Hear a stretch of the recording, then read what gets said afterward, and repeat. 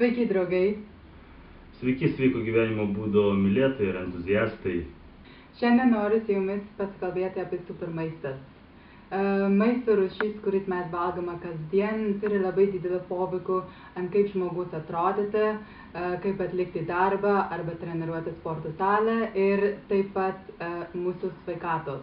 Dėl to aš visą laiką pasakysiu žmonėm, kad turi valgyti natūralus maistas arba supermaistas.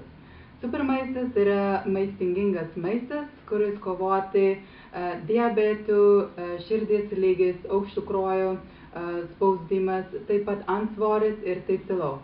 Dėl to, jeigu jūs valgite supermaistas, yra taip pat kaip jūs turite draudimą savo sveikatos arba draudimą gyvybę. Arba automobilio. Arba automobilio. Jūsų kūnas gali būti jūsų automobilio.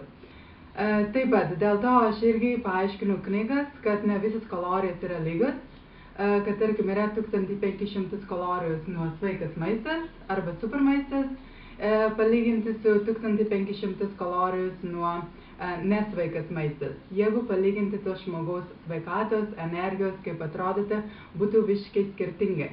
Dabar tu ką nors sakyti. Tie, kurie sportuojate arba tie, kurie sveikai maitinatės, jūs labai dažnai galvojate, kad sveikas maistas arba sportininkams skirtas maistas yra labai nuobodus, kad yra jūsų krūtinėlė be prieskonių, kiaušinio baltymai, ant kiaušinio baltymų ir ryžiai be prieskonių. Iš tiesų nėra taip ir sveikai maitinantis arba sportuojant galima valgyti ne tik sveikai, ne tik tai natūralų maistą, bet ir labai skanų maistą. Ir kaip tai pagaminti, kad būtų ir sveika ir skanu, šitoje knygoje rasite. Bet ne tik tai svarbu, kad jūs valgite supermaistas, bet kaip jūs tą valgite. Ar jūs valgite pusryčius? Andrius, kas yra pats svarbiausia maistas? Pusryčius, aš valgiau 2 pusryčius. Taip, ar jūs valgite pusryčius?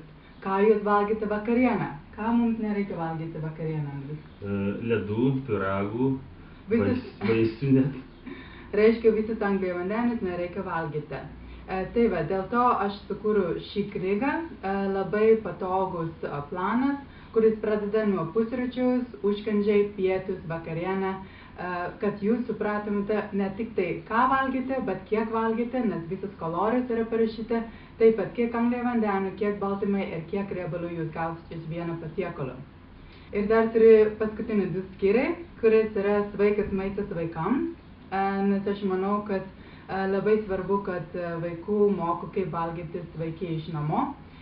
Ir tada paskutinis yra pavadinimas cheat meals. Čia reiškia tos maistas, kuris jūs galite pasiruošti arba gaminti vakarėliams su draugais.